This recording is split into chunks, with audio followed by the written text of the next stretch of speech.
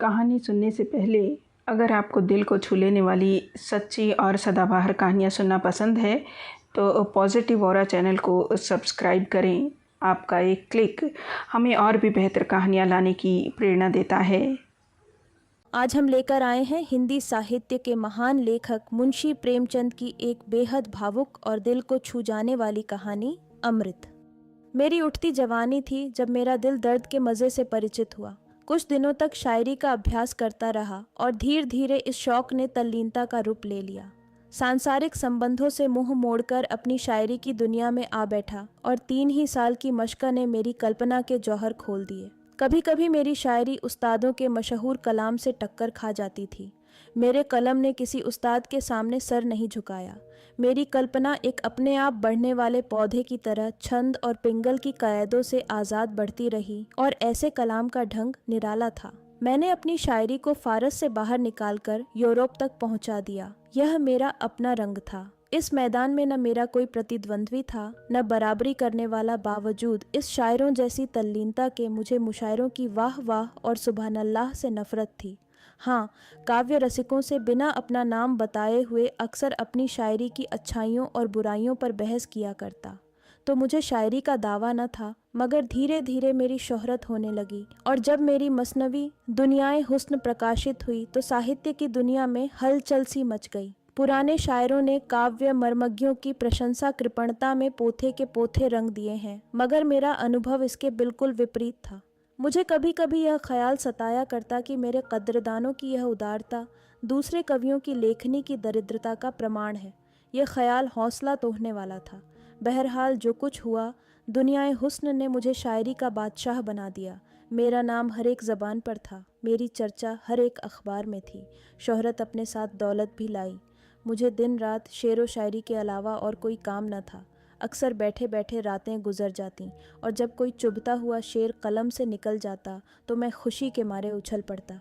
मैं अब तक शादी ब्याह की कैदों से आज़ाद था, या यूँ कहिए कि मैं उसके उन मज़ों से अपरिचित था जिनमें रंज की तलखी भी है और खुशी की नमकीनी भी। अक्सर पश्चिमी साहित्यकारों की तरह मेरा भी ख्याल था कि साहित्य के उन्माद और सौंदर्य के उन्माद में पुराना बैर है। मुझे अपनी ज़बान से कहते हुए शर्मिंदा होना पड़ता है कि मुझे अपनी तबीयत पर भरोसा न था। जब कभी मेरी आंखों में कोई मोहिनी सूरत घूम जाती तो मेरे दिल दिमाग पर एक पागलपन सा छा जाता। हफ्तों तक अपने को भूला हुआ सा रहता। लिखने की तरफ तबीयत किसी तरह न झुकती। ऐसे कमज़ोर दिल में सिर्फ एक इश्क की जगह थी। इसी डर से मैं अपनी रंगीन तबीयत के खिलाफ आचरण शुद्ध रखने पर मजबूर था। कमल की एक पंखुड़ी, श्यामा के एक गीत, लहलहाते हुए एक मैदान में मेरे लिए जादू का सा आकर्षण था, मगर किसी औरत के दिल फरेब हुस्न को मैं चित्रकार या मूर्तिकार की बेलौस आँखों से नहीं देख सकता था। सुंदर स्त्री मेरे लिए एक रंगीन कातिल नागिन थी जिसे देखकर आँखें खुश होती हैं मगर दिल डर से सिमट जाता है। खैर, दुनियाए हुस्न को प्रकाशित हुए 2 साल गुजर चुके थे। मेरी ख्याति बरसात की उमड़ी हुई नदी की तरह बढ़ती चली जाती थी। ऐसा मालूम होता था जैसे मैंने साहित्य की दुनिया पर कोई वशीकरण कर दिया है। इसी दौरान मैंने फुटकर शेर तो बहुत कहे, मगर दावतों और अभिनंदन पत्रों की भीड़ ने मार्मिक भावों को उभरने न दिया। प्रदर्शन और ख्याति एक राजनीतिज्ञ के लिए कोड़े का काम दे सकते हैं, मगर शायर की तबीयत अकेले शांति से एक कोने के बैठकर ही अपना जौहर दिखा लाती है। चुनांचे मैं इन रोज बरोज बढ़ती हुई बेहुदा बातों से गला छुड़ाकर भागा और पहाड़ के एक कोने में जा छिपा। नए रंग ने वहीं जन्म लिया। नए रंग के शुरू करते हुए ही मुझे एक आश्चर्यजनक और दिल तोड़ने वाला अनुभव हुआ। ईश्वर जाने क्यों मेरी अक्ल और मेरे चिंतन पर पर्दा पड़ गया। घंटों तबीयत पर जोर डालता, मगर एक शेर भी ऐसा न निकलता कि दिल फड़के उठे। सूझते भी तो दरिद्र पिटे हुए विषय जिनसे मेरी आत्मा भागती थी। मैं अक्सर झुझलाकर उठ बैठता, कागज फाड़ डालता और बड़ी बेदिली की हालत में सोचने लगता कि क्या मेरी काव्य शक्ति का अंत हो गया। क्या मैंने वह खजाना जो प्रकृति ने मुझे सारी उम्र के लिए दिया था इतनी जल्दी मिटा दिया। कहाँ वह हालत थी कि विषयों की बहुतायत और नाजुक ख्यालों की रवानी कलम को दम नहीं लेने देती थी। कल्पना का पंछी उड़ता तो आसमान का तारा बन जाता था, और कहाँ अब यह पस्ती, यह करुण दरिद्रता। मगर इसका कारण क्या है? यह किस कसूर की सज़ा है? कारण और कार्य का दूसरा नाम दुनिया है। जब तक हमको क्यों का जवाब न मिले, दिल को किसी तरह सब्र नहीं होता। यहाँ तक कि मौत को भी इस क्यों का जवाब देना पड़ता है।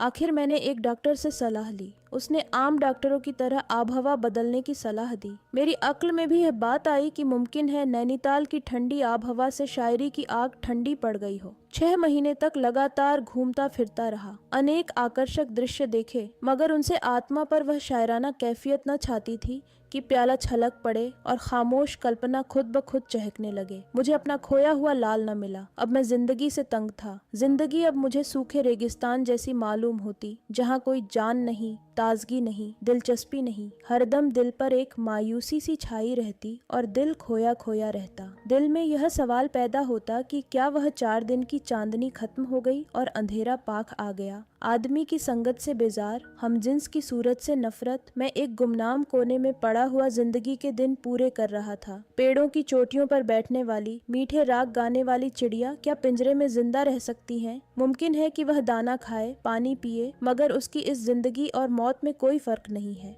आखिर जब मुझे अपनी शायरी के लौटने की कोई उम्मीद नहीं रही, तो मेरे दिल में यह इरादा पक्का हो गया कि अब मेरे लिए शायरी की दुनिया से मर जाना ही बेहतर होगा।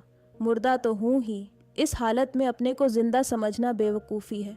आखिर मैंने एक रोज़ कुछ दैनिक पत्रों का अपने मरने की खबर दे दी। उसके छपते ही मुल्क में कोहराम मच गया, एक टहलका पड़ गया। उस वक्त मुझे अपनी लोकप्रियता का कुछ अंदाज़ा हुआ। यह आम पुकार थी कि शायरी की दुनिया की किश्ती मंझधार में डूब गई, शायरी की महफिल उखड़ गई। पत्र पत्रिकाओं में मेरे जीवन चरित्र प्रकाशित हुए, जिनको पढ़कर मुझे उनके एडिटरों की आविष्कार बुद्धि का कायल होना पड़ा। न तो मैं किसी रईस का बेटा था और न मैंने रईसी की मसनद छोड़कर फ़कीरी अख्तियार की थी। उनकी कल्पना वास्तविकता पर छा गई थी। मेरे मित्रों में एक साहब ने, जिन्हें मुझसे आत्मीयता का दावा था, मुझे पीने पिलाने का प्रेमी बना दिया था। वह जब कभी मुझसे मिलते, उन्हें मेरी आंखें नशे से लाल नजर आती। अगरचे इसी लेख में आगे चलकर उन्होंने मेरी इस बुरी आदत की बहुत हृदयता से सफाई दी थी, क्योंकि रूखा सूखा आदमी ऐसी मस्ती के शेर नहीं कह सकता था। ताहम हैरत है कि उन्हें यह सरीहन गलत बात कहने की हिम्मत कैसे हुई। खैर, इन गलत बयानियों की तो मुझे परवाह न थी। अलबत्ता यह बड़ी फिक्र थी, फिक्र नहीं एक प्रबल जिज्ञासा थी कि मेरी शायरी पर लोगों की ज़बान से क्या फतवा निकलता है। हमारी ज़िंदगी के कारनामे की सच्ची दाद मरने के बाद ही मिलती है, क्योंकि उस वक्त वह खुशामद और बुराइयों से पाक साफ होती है।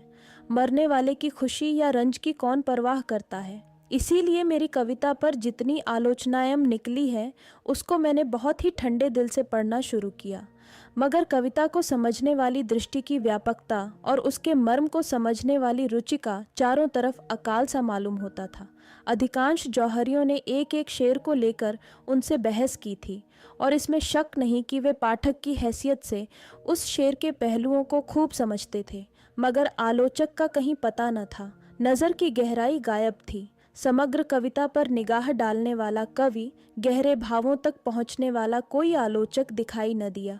एक रोज़ मैं प्रेतों की दुनिया से निकलकर घूमता हुआ अजमेर की पब्लिक लाइब्रेरी में जा पहुंचा। दोपहर का वक्त था। मैंने मेज़ पर झुककर देखा कि कोई नई रचना हाथ आ जाए तो दिल बहलाऊं। यकायक मेरी निगाह एक सुंदर पत्र की तरफ गई, जिसका नाम था कलाम अख्तर।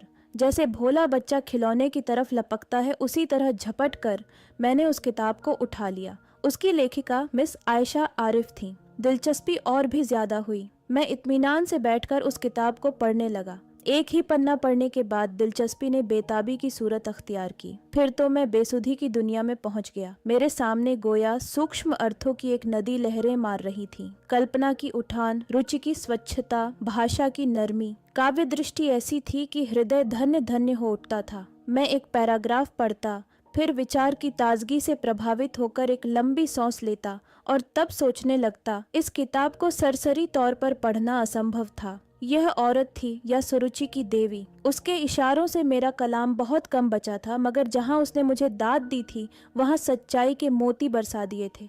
उसके एतराज़ों में हमदर्दी और प्रशंसा में भक्ति था। शायर के कलाम को दोषों की दृष्टियों से नहीं देखना चाहिए। उसने क्या नहीं किया, ये ठीक कसौटी नहीं।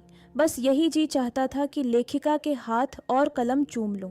सफ़ीर, भोपाल के दफ्तर से एक पत्रिका प्रकाशित हुई थी। मेरा पक्का इरादा हो गया। तीसरे दिन शाम के वक्त मैं मिस आयशा के खूबसूरत बंगले के सामने हरी हरी घास पर टहल रहा था। मैं नौकरानी के साथ एक कमरे में दाखिल हुआ। उसकी सजावट बहुत सादी थी। पहली चीज़ पर निगाहें पड़ीं, वह मेरी तस्वीर थी जो दीवार पर लटक रही थी। सामने एक आईना रखा हुआ था। मैंने खुदा जाने क्यों उसमें अपनी सूरत देखी। मेरा चेहरा पीला और कुम्हलाया हुआ था, बाल उलझे हुए, कपड़ों पर गर्द की एक मोटी तह जमी हुई परेशानी की जिंदा तस्वीर थी। उस वक्त मुझे अपनी बुरी शक्ल पर सख्त शर्मिंदगी हुई। मैं सुंदर न सही मगर इस वक्त तो सचमुच चेहरे पर फटकार बरस रही थी। अपने लिबास के ठीक होने का यकीन हमें खुशी देता है। अपने फुहड़पन का जिस्म पर इतना असर नहीं होता जितना दिल पर। हम बुज़दिल और बेहौसला हो जाते हैं। मुझे मुश्किल से 5 मिनट गुजरे होंगे कि मिस आयशा तशरीफ लाईं। सांवला रंग था, चेहरा एक गंभीर घुलावट से चमक रहा था। बड़ी बड़ी नरगिसी आंखों से सदाचार की, संस्कृति की रोशनी झलकती थी। कदम झोले से कुछ कम, अंग प्रत्यंग छरहरे सुथरे, ऐसे हल्की फुल्की कि जैसे प्रकृति ने उसे इस भौतिक संसार के लिए नहीं, किसी काल्पनिक संसार के लिए सिरजा है। कोई चित्रकार कला की उससे अच्छी तस्वीर नहीं खींच सकता था। मिस आयशा ने मेरी तरफ दबी निगाहों से देखा, मगर देखते देखते उसकी गर्दन झुक गई और उसके गालों पर लाज की एक हल्की परछाई नाचती हुई मालूम हुई। ज़मीन से उठकर उसकी आंखें मेरी तस्वीर की तरफ गईं और फिर सामने पर्दे की तरफ जा पहुंची। शायद उसकी आड़ में छिपना चाहती थीं। मिस आयशा ने मेरी तरफ दबी निगाहों से देखकर पूछा, आप स्वर्गीय अख्तर के दोस्तों में से हैं? मैंने सिर नीचा किए हुए जवाब दिया, मैं ही बदनसीब अख्तर हूँ।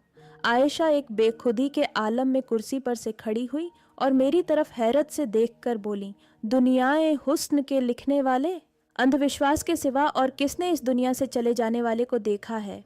आयशा ने मेरी तरफ कई बार शक से भरी निगाहों से देखा। उनमें अब शर्म और हया की जगह के बजाय हैरत समाई हुई थी। मेरे कब्र से निकलकर भागने का तो उसे यकीन आ ही नहीं सकता था। शायद वह मुझे दीवाना समझ रही थी। उसने दिल में फैसला किया कि इस आदमी मरहूम शायर का कोई करीबी अजीज है। शक्ल जिस तरह मिल रही थी वह दोनों के एक खानदान के होने का सबूत थी। मुमकिन है कि भाई हो। वह अचानक सदमे से पागल हो गया है। शायद उसने मेरी किताब देखी होगी और हाल पूछने के लिए चला आया। अचानक उसे ख्याल गुजरा कि किसी ने अखबारों को मेरे मरने की झूठी खबर दे दी हो और मुझे उस खबर को काटने का मौका न मिला हो। इस ख्याल से उसकी उलझन दूर हुई। बोली, अखबारों में आपके बारे में एक निहायत मनहूस खबर छप गई थी। मैंने जवाब दिया, वह खबर सही थी। अगर पहले आयशा को मेरे दीवानेपन में कुछ था तो वह दूर हो गया। आखिर मैंने थोड़े लफ्जों में अपनी दास्तान सुनाई और जब उसको यकीन हो गया कि दुनियाए हुस्न का लिखने वाला अख्तर अपने इंसानी चोले में है तो उसके चेहरे पर खुशी की एक हल्की सुर्खी दिखाई दी और यह हल्का रंग बहुत जल्द खुददारी और रूप गर्व के शोक रंग से मिलकर कुछ का कुछ हो गया।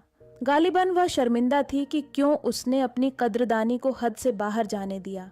कुछ देर की शर्मीली खामोशी के बाद उसने कहा, मुझे अफसोस है कि आपको ऐसी मनहूस खबर निकालने की जरूरत हुई। मैंने जोश में भरकर जवाब दिया, आपके कलम की जबान से दाद पाने की कोई सूरत न थी। इस तनकीद के लिए मैं ऐसी ऐसी कई मौतें मर सकता था। मेरे इस बेधड़क अंदाज ने आयशा की जबान को भी शिष्टाचार और संकोच की कैद से आज़ाद किया। मुस्कुराकर बोली, मुझे बनावट पसंद नहीं है। डॉक्टरों ने कुछ बतलाया नहीं? उसकी इस मुस्कुराहट ने मुझे दिल्लगी करने पर आमादा किया। बोला, अब मसीहा के सिवा इस मर्ज का इलाज और किसी के हाथ नहीं हो सकता।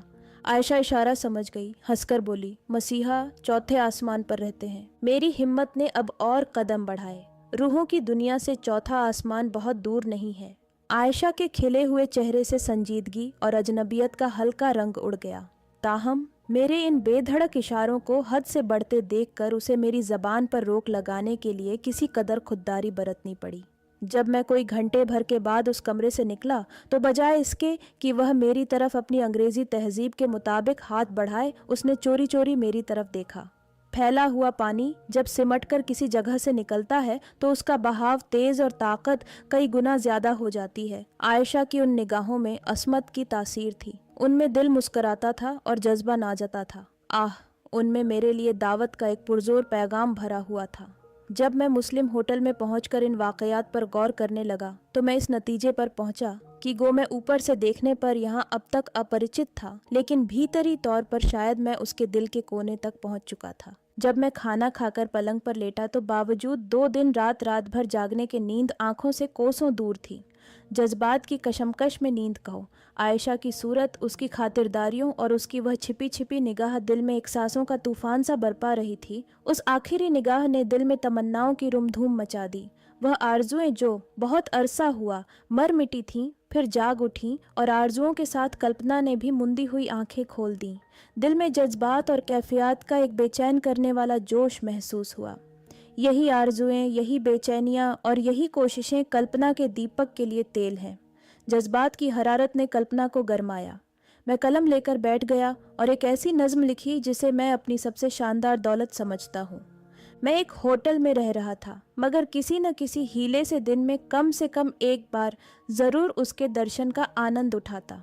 गो आयशा ने कभी मेरे यहाँ तक आने की तकलीफ़ नहीं की, तो भी मुझे यह यकीन करने के लिए शहादतों की ज़रूरत न थी कि वह किस कदर सरगर्मी से मेरा इंतज़ार किया जाता था। मेरे कदमों की पहचानी हुई आहटें पाते ही उसका चेहरा कैसे कमल की तरह खिल जाता था और आंखों से कामना की किरणें निकलने लगती थीं। यहाँ 6 महीने गुजर गए। इस ज़माने को मेरी ज़िंदगी की बहार समझना चाहिए। मुझे वह दिन भी याद है जब मैं आरजुओं और हसरतों के गम से आज़ाद था, मगर दरिया की शांतिपूर्ण रवानी में थिरकती हुई लहरों की बहार कहाँ। अब अगर मोहब्बत का दर्द था तो उसका प्राणदायी मज़ा भी था। अगर आरजुओं की घुलावट थी तो उनकी उमंग भी थी। आह, मेरी यह प्यासी आंखें उस रूप के स्रोत से किसी तरह तप्त न होती। जब मैं अपनी नशे में डूबी हुई आंखों से उसे देखता तो मुझे एक आत्मिक तरावट सी महसूस होती। मैं उसके दीदार के नशे से बेसुध सा हो जाता और मेरी रचना शक्ति का तो कुछ हद हिसाब न था। ऐसा मालूम होता था कि जैसे दिल में मीठे भावों का सोता खुल गया था। अपनी कवित्व शक्ति पर खुद अचंभा होता था। कलम हाथ में ली और रचना का सोता सा बह निकला। नए रंग में ऊंची कल्पनाएं न हो, बड़ी गूढ़ बातें न हो, मगर उसका एक एक शेर प्रवाह और रस, गर्मी और घुलावट की दाद दे रहा है। यह उस दीपक का वरदान है जो अब मेरे दिल में जल गया था और रोशनी दे रहा था। यह उस फूल की महक थी जो मेरे दिल में खिला हुआ था। मोहब्बत रूह की खुराक है। यह अमृत की बूंद है जो मरे हुए भावों को जिंदा कर देती है। मोहब्बत आत्मिक वरदान है। यह जिंदगी की सबसे पाक, सबसे ऊंची, मुबारक बरकत है। यही अक्सीर थी जिसकी अनजाने ही मुझे तलाश थी। वह रात कभी नहीं भूलेगी जब आयशा दुल्हन बनी हुई मेरे घर में आई। नए रंग उसकी मुबारक जिंदगी की यादगार है। दुनियाए हुस्न एक कली थी, नए रंग खिला हुआ फूल है, और उस कली को खिलाने वाली कौन सी चीज़ है? वही जिसकी मुझे अनजाने ही तलाश थी और जिसे मैं अब पा गया था। तो दोस्तों, यह थी मुंशी प्रेमचंद की लिखी हुई कहानी अमृत। उम्मीद है आपको यह कहानी ज़रूर पसंद आई होगी और इसके भाव आपके दिल को छू गए होंगे। अगर आपको ऐसी ही प्रेरणादायक और भावनात्मक कहानियाँ पसंद हैं तो वीडियो को लाइक करें, शेयर करें और हमारे चैनल को ज़रूर सब्सक्राइब करें।